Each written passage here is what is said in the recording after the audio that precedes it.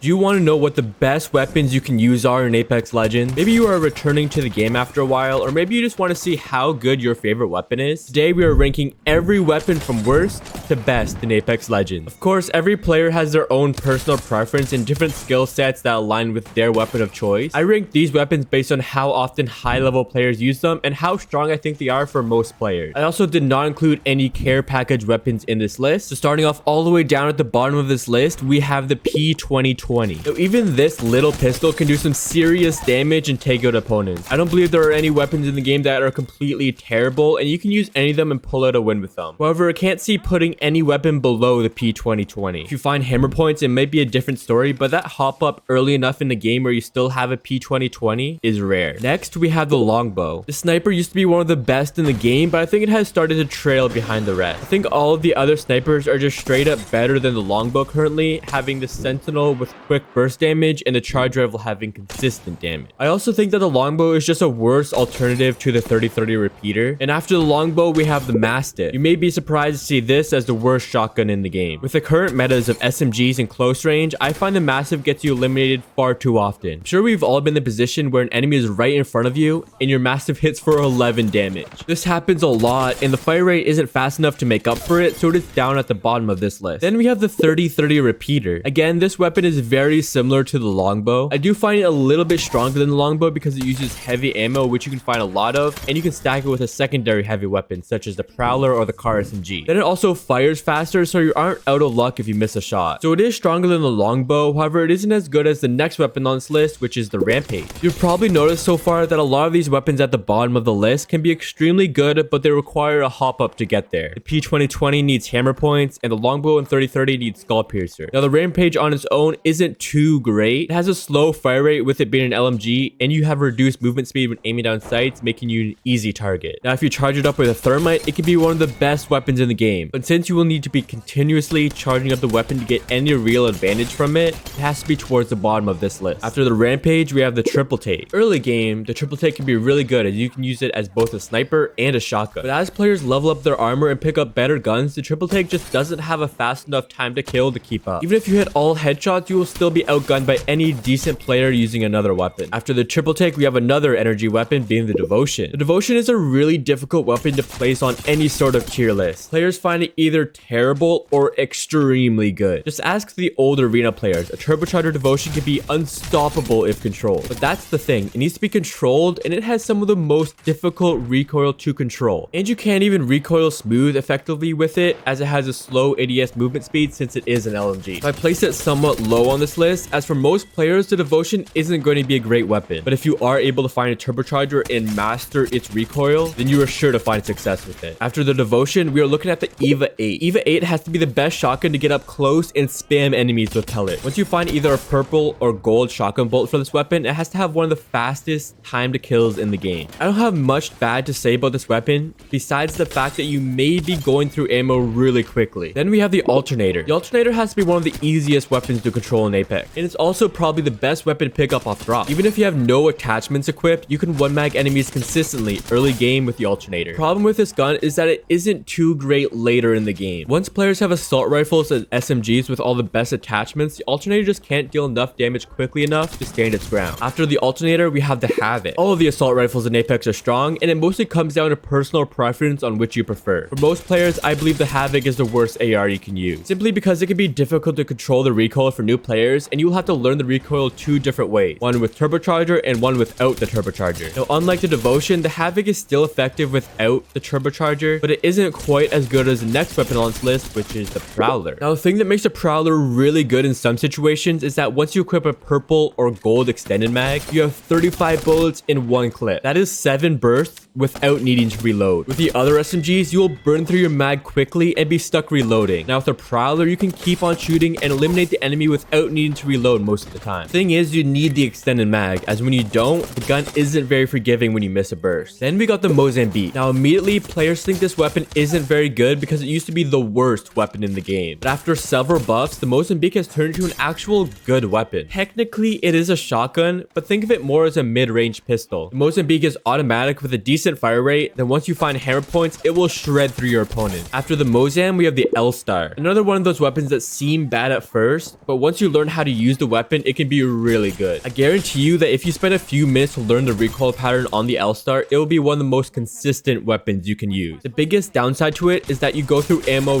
really quickly if it is your primary weapon. Then in the middle of the pack, we have the G7 Scout. Honestly, all the weapons from here on out are really strong, and it largely depends on the situation you are put in. The biggest problem that the G7 Scout faces is that it just doesn't do enough damage fast enough to outgun the weapons above in a 1v1, such as the Sentinel. The Sentinel is basically the ground Kraber. Once it is charged up, it deals the most damage of any weapon in the game besides the Kraber itself. It does even more damage than a charged up Peacekeeper headshot from point blank range. So it is really good for burst damage, but it definitely is not an easy weapon to use. Unlike the next weapon on this list, the Spitfire. One of the easiest weapons to use in game without too much recoil and a lot of ammo per mag. Spitfire would be up there with the best assault rifles, however the slow ADS movement speed makes you vulnerable in fight. So when you're running a Spitfire and the enemy is running an R31 or a flatline, those type of weapons, they're going to be moving faster than you, so you will usually end up losing. For new players, the Spitfire is an easy go-to weapon along with the next weapon on this list, the Charge Rifle. This is the most consistent long-range weapon in the game. Whether you play mouse and keyboard or controller, the Charge Rifle makes for a really good sniper. It has 0 bullet drop-off and you don't need to lead your shots, so it completely takes out the guesswork in game. After the Charge Rifle, we have another sniper of sorts. Not really a sniper, it is the Wingman. This weapon is the pinnacle of high skill, high reward in Apex. You have very fast ADS strafe speed with the Wingman, making it a strong pick for all the small hitbox legends. If you hit headshots, you will deal a ton of damage really quickly with the Wingman. The only thing is you need to be hitting those shots, which isn't always the easiest thing. Then there's everyone's favorite shotgun, the Peacekeeper. The PK is great for quick damage, especially when peeking around corners, on zip lines, or in Gibby's bubble. You do need to have some solid aim and some patience to master this shotgun, but once you do, it can be one of the best weapons in the game. Just make sure you take your time to line up your shots, or you may end up hitting your enemies for only 9 damage. Then we have the Volt. This SMG is insanely good. It has to have some of the best mid-range potential of all the SMGs in Apex. I would place it even higher on this list, but with the state of the other SMGs, the time to kill and fire rate on the Volt just doesn't seem fast enough to match up. Then we have the Flatline. The Flatline is my favorite weapon to use right now. It is insanely strong in almost every situation. From hipfire close range to long range duels, the Flatline is always good. The recoil pattern can be a bit confusing to learn at first, but once you actually do learn it, you will start to love the Flatline. Then after the Flatline, we have the Nemesis. I am personally terrible with this gun, but I had to put it up high on this list because it can be really good in the right hand. Once you have this weapon on 100 charged, the fire rate is insanely fast and no other weapon can really compete with a max charge Nemesis. After the Nemesis, we have yet another assault rifle, the R301. The R301 has always been and probably always will be a solid all-around gun. Players that just started playing the game all the way up to the best players in the world will find the R3 really good. It is also pretty easy to use along with the next weapon on this list, the R99. The R99 got buffed recently, and the amount of damage you can do in a short period of time with this SMG is